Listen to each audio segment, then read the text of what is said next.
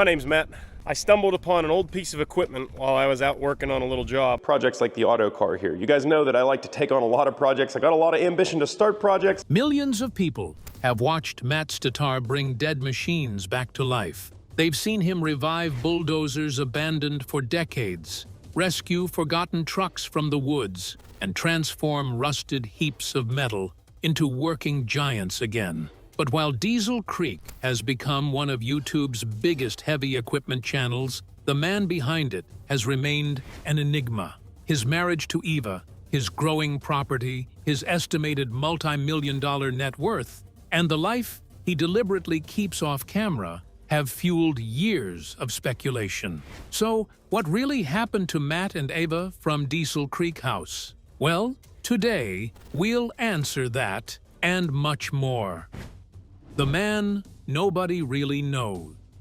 At first glance, Matt Statar seems like one of the easiest YouTubers to figure out. He's the grease-covered mechanic behind Diesel Creek, the Pennsylvania-based channel where abandoned bulldozers, excavators, dump trucks, and forgotten farm equipment roar back to life after years or sometimes decades of neglect. But that's the illusion. Unlike many creators of similar size, Matt has spent years showing almost everything except himself.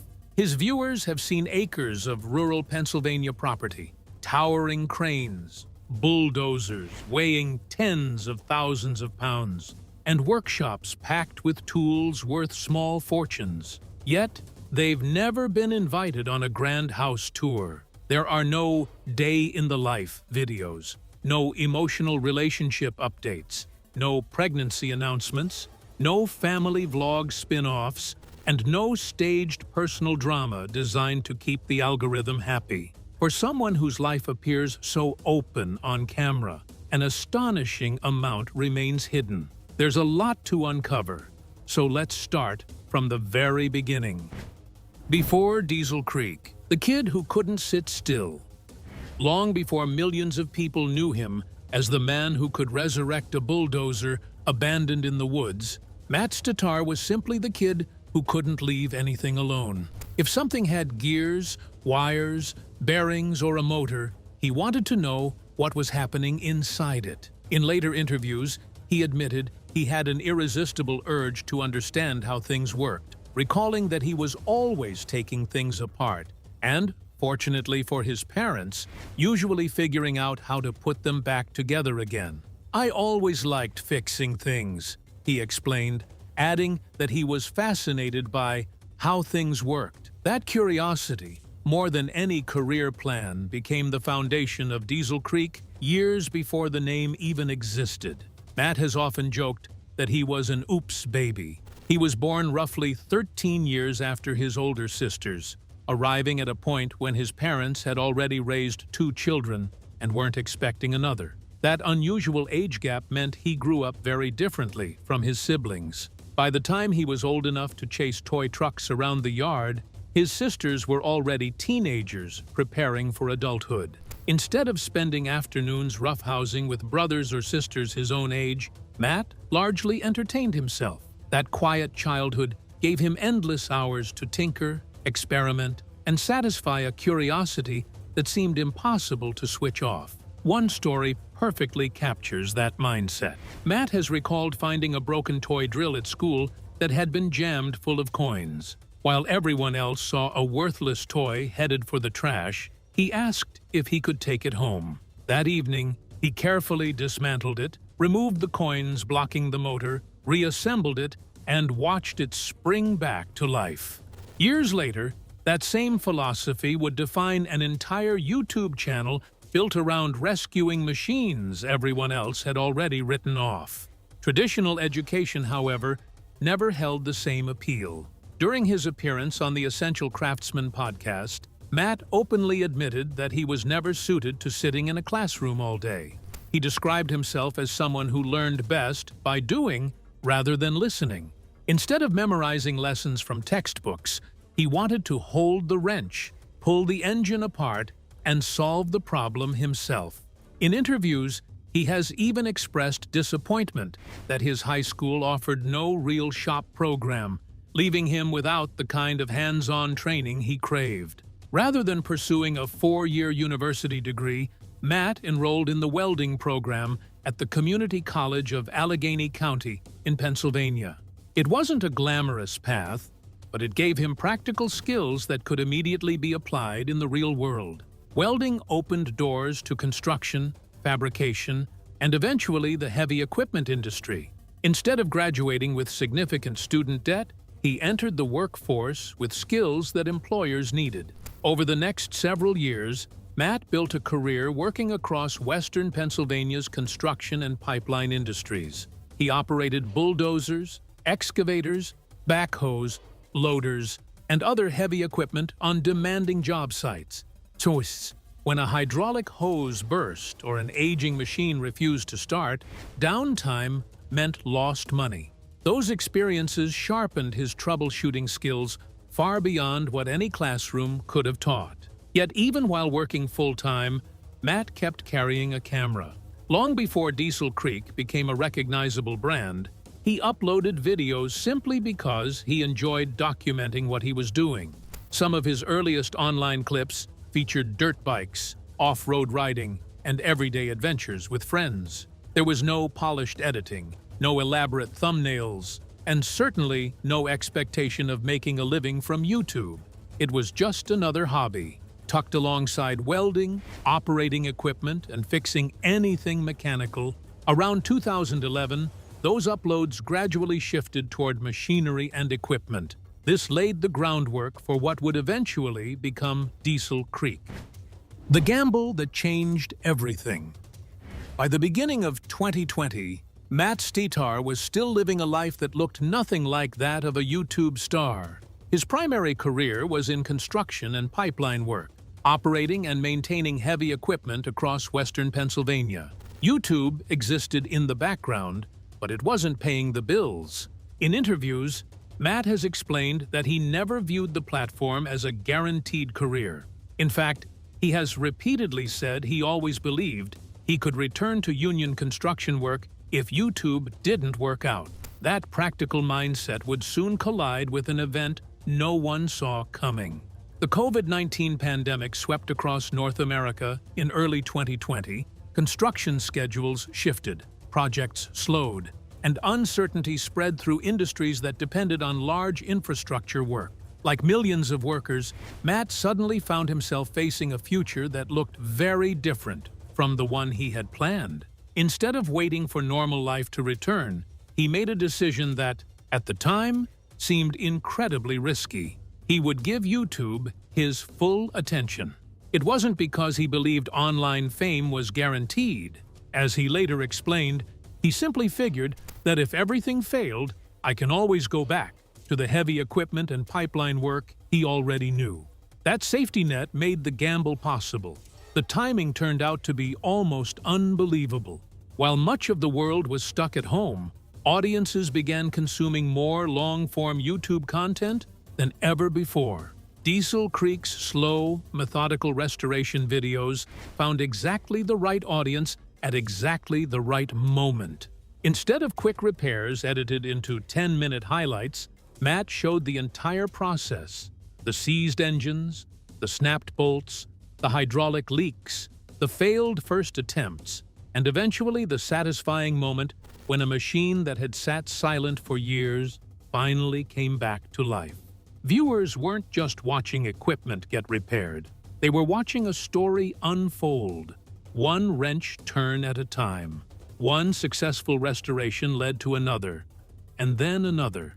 Videos featuring neglected bulldozers, abandoned excavators, forgotten dump trucks, and worn-out cranes regularly crossed hundreds of thousands of views, with many surpassing the million-view mark. Rather than chasing trends, Matt stuck to a formula.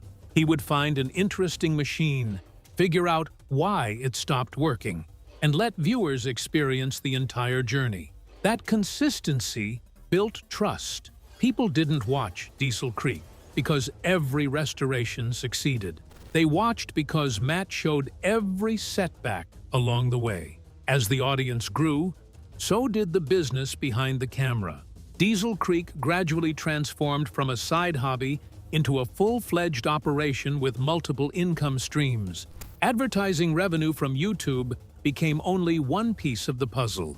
Merchandise, sponsorships, affiliate partnerships, Patreon support, and collaborations with manufacturers all added new sources of revenue.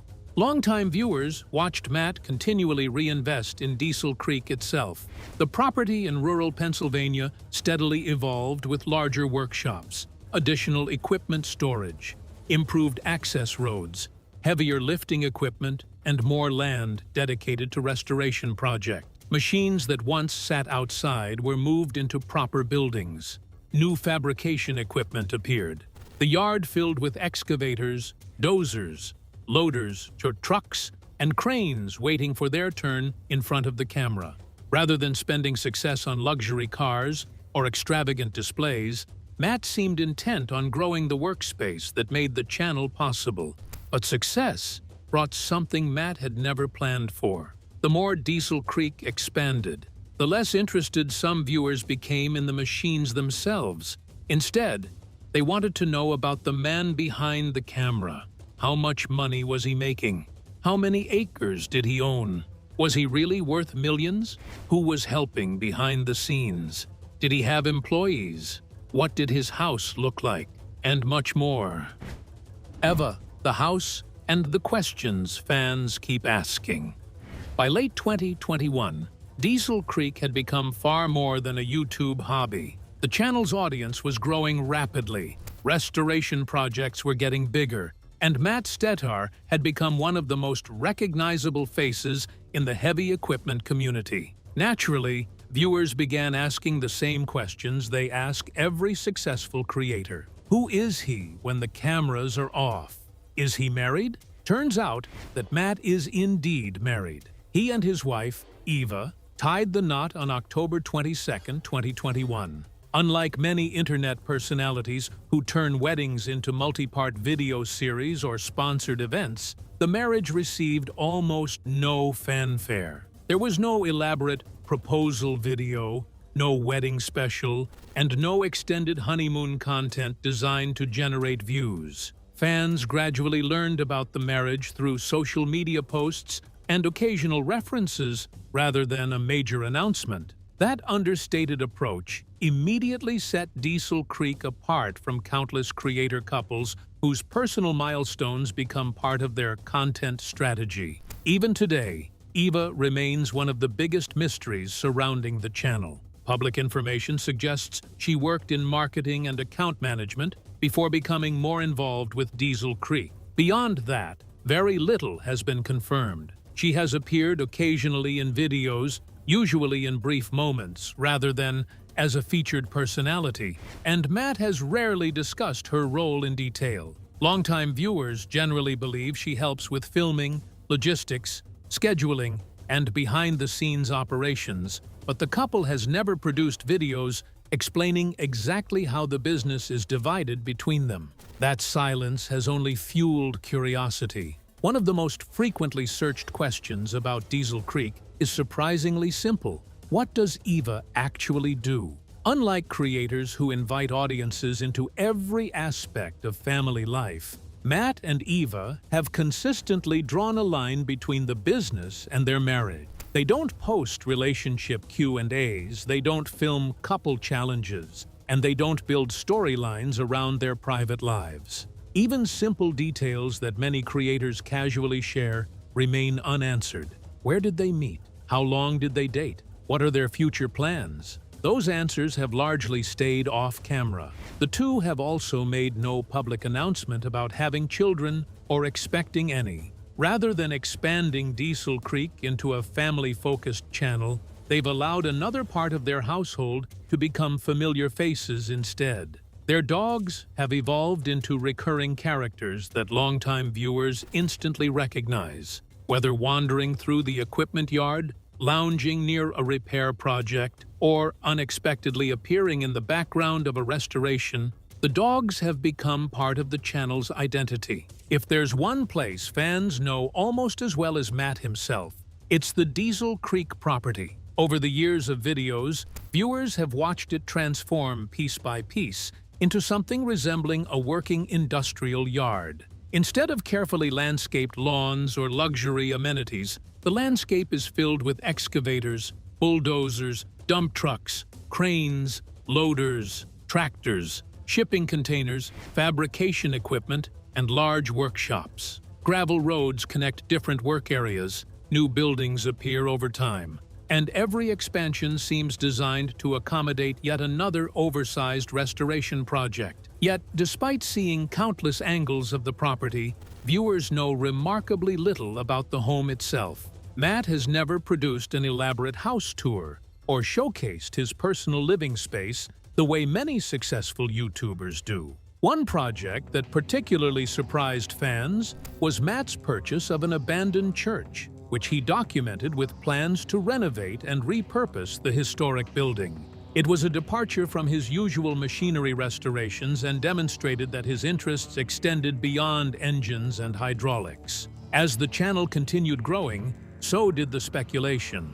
Fans have spent years trying to estimate the size of Matt's operation. Publicly available information suggests he owns a sizable rural property in western Pennsylvania that has steadily expanded with additional shops, storage buildings, and equipment yards. But Matt has never disclosed the exact acreage. His fleet now includes dozens of bulldozers, excavators, loaders, dump trucks, cranes, tractors, and other heavy machines, leading many viewers to speculate that the equipment alone represents assets worth hundreds of thousands, if not several $million.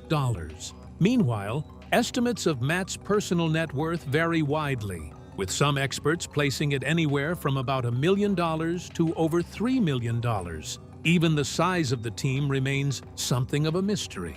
On camera, Diesel Creek still feels like a one-man operation, with Matt doing the diagnosing, wrenching, operating, and narrating himself. But running a channel of this size is about far more than turning wrenches. Every project begins with sourcing equipment, arranging transportation for machines that can weigh anywhere from 20,000 to more than 100,000 pounds, coordinating parts deliveries, maintaining dozens of vehicles and tools, filming hours of footage, editing videos, managing sponsorships, fulfilling merchandise orders, handling customer emails, maintaining social media, and keeping a growing property operational. While Matt has occasionally acknowledged help from friends, contractors, and Eva behind the scenes, he has never publicly disclosed how many people, if any, are employed full-time by Diesel Creek. Meanwhile, things aren't perfectly spotless either.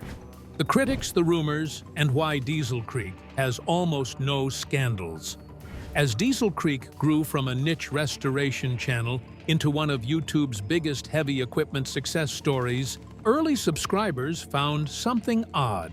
They remembered a man with a camera filming repairs after work. As sponsorships, merchandise, affiliate partnerships, and larger-scale projects appeared, some fans questioned whether the channel had become too commercial. Comments occasionally accused Matt of drifting away from the backyard mechanic image that first attracted viewers. Others defended the changes, pointing out that bigger projects naturally required bigger budgets and that sponsorship income helped finance restorations most independent creators simply couldn't afford. Another debate has followed Diesel Creek almost from the beginning. The numbers don't always seem to add up. Matt regularly buys machines that appear hopelessly uneconomical. Rusted bulldozers abandoned for decades, excavators with seized engines, crane trucks missing critical components, and dump trucks many mechanics would write off as scrap all somehow end up in his yard. Viewers frequently joke that every purchase is the worst financial decision yet. Looking purely at repair costs, replacement parts, transportation, and labor, some projects appear impossible to justify. But that's where the economics of YouTube change the equation. The machine itself isn't always the product. The story of bringing it back to life is. Speaking of the story, are these restorations even realistic? Experienced mechanics often point out just how unlikely some recoveries seem. Years of exposure to rain, frozen engines, contaminated fuel systems, damaged hydraulics, and missing components usually send equipment straight to the scrapyard. Yet Matt repeatedly proves that patience, mechanical knowledge, and determination can revive machines others have already abandoned. Importantly, unlike some channels that have been accused of staging failures or secretly completing work off camera, Diesel Creek has never faced any widely substantiated public accusations of faked restorations. On the contrary, one reason viewers trust the channel is that Matt leaves in the failures, the snapped bolts, the broken tools, the dead ends, and the frustrating days when nothing goes according to plan. The absence of controversy is even more striking. Over the years, there have been no widely reported lawsuits involving Matt, no public feuds with fellow creators, no criminal allegations, no highly publicized divorces, and no explosive social media conflicts that dominated headlines. That doesn't mean criticism never appears online, but compared with many channels of similar size, Diesel Creek has remained remarkably free from the kinds of scandals that often derail internet careers. Ironically, that lack of drama has created its own kind of mystery. Fans have searched for hidden stories, speculated about finances, questioned how many people really work behind the scenes, and debated whether the business is larger than it appears. Yet every search tends to end the same way. In a strange twist, Matt's biggest controversy may be that he doesn't seem particularly controversial at all. Clearly, Diesel Creek has outgrown its original premise. On the surface, it's still a channel about diesel engines, hydraulic systems, and forgotten machinery. But beneath every restoration is a philosophy Matt has spoken about repeatedly. He enjoys solving problems. He has said he has always liked fixing things and has always been fascinated by how things work. That mindset reaches far beyond engines. It celebrates practical skills, curiosity, patience, and the satisfaction of refusing to give up when everyone else already has. It's no surprise that many viewers admit they don't know the first thing about bulldozers or excavators, yet still watch every upload. They're not just watching repairs, they're watching persistence. Well, that's it for now. Thanks for watching. Did you like this video? If you did, please consider liking, dropping a comment, and hitting the subscribe button so that you don't miss out on our new uploads. Also, don't miss this video you see on your screen right now. It's truly unbelievable.